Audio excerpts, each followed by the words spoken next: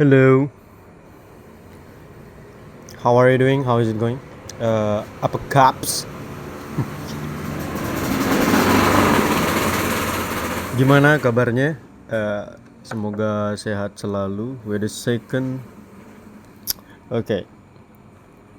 Hmm, by the way, terlintas begitu saja kata feminisme, yaitu salah satu ideologi politik. Jadi gue pengen bahas apa sih itu feminisme berdasarkan beberapa ahli. Tapi tentunya yang pertama kita menuju ke Wikipedia terlebih dahulu. Itu kayaknya kayak keynote ya, keynote kata kunci ya, menjelaskan sesuatu kayak feminisme gitu. Ini disclaimer dulu ya, khawatir juga sih nanti bakalan diserang sama feminisme. Gue di sini posisinya hanya membaca ya, membaca Wikipedia. Jadi berada di tengah ya, netral aja sih.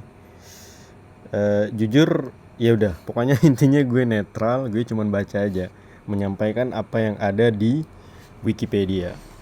Oke, mari kita lihat apa sih itu feminisme. Menurut Wikipedia, feminisme itu kelompok gerakan yang muncul untuk mendefinisikan dan membela kesetaraan gender, termasuk persamaan hak bagi perempuan dan anak perempuan.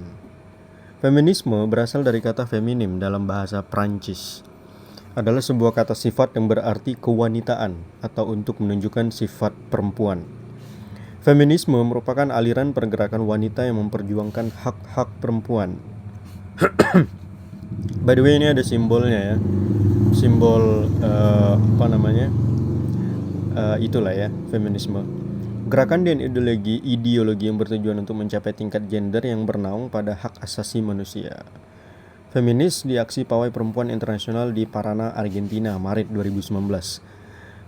Oke, ada fotonya, gambarnya. Feminisme adalah serangkaian gerakan sosial, gerakan politik, dan ideologi yang memiliki tujuan memperjuangkan hak-hak wanita dengan menetapkan kesetaraan pada aspek politik, ekonomi, pribadi, dan sosial dari dua jenis kelamin.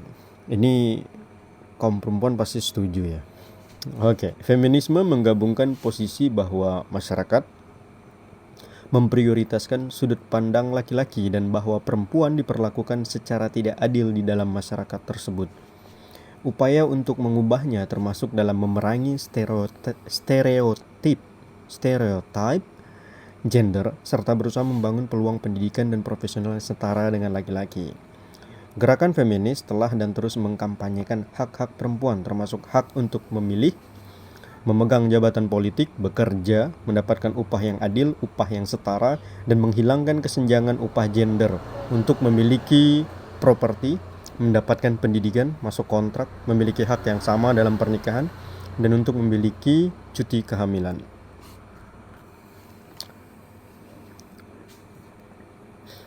Feminis berupaya melindungi wanita dari tindak kekerasan integrasi sosial, untuk melindungi perempuan dari pemerkosaan, pelecehan seksual, dan kekerasan dalam rumah tangga. Perubahan dalam berpakaian dan aktivitas fisik yang dapat diterima sering menjadi bagian dari gerakan feminis. Beberapa cendekiawan menganggap kampanye feminis sebagai kekuatan utama di balik perubahan sosial utama dalam sejarah terhadap anak-anak perempuan, khususnya di Barat, di mana mereka hampir secara universal dihargai atas pencapaian hak pilih perempuan, bahasa netral gender, hak reproduksi bagi perempuan, termasuk akses terhadap kontrasepsi dan hak untuk memasuki kontrak dan memiliki properti. Meski anjuran feminis terutama berfokus pada hak-hak perempuan, beberapa feminis termasuk Bell Hooks berpendapat untuk memasukkan pembebasan laki-laki di dalam tujuan feminisme karena mereka percaya bahwa laki-laki juga dirugikan oleh peran gender tradisional mereka. Teori feminis yang muncul dari gerakan feminis bertujuan untuk memahami sifat ketidaksetaraan gender dengan memeriksa peran sosial dan pengalaman hidup perempuan. Ini telah mengembangkan teori-teori dalam berbagai disiplin ilmu untuk menanggapi isu-isu tentang gender. Banyak gerakan dan ideologi feminis yang telah berkembang selama tahun-tahun terakhir ini serta mewakili berbagai sudut pandang dan tujuan.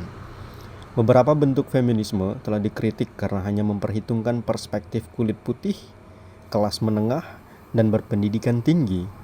Kritik ini mengarah pada penciptaan bentuk-bentuk feminisme yang spesifik secara etnis dan multikultural, termasuk feminisme kulit hitam dan feminisme interseksional. Sedikit sejarah feminisme. Gerakan feminisme dimulai sejak akhir abad ke-18 dan berkembang pesat sepanjang abad ke-20 yang dimulai dengan penyuaraan persamaan hak politik bagi perempuan.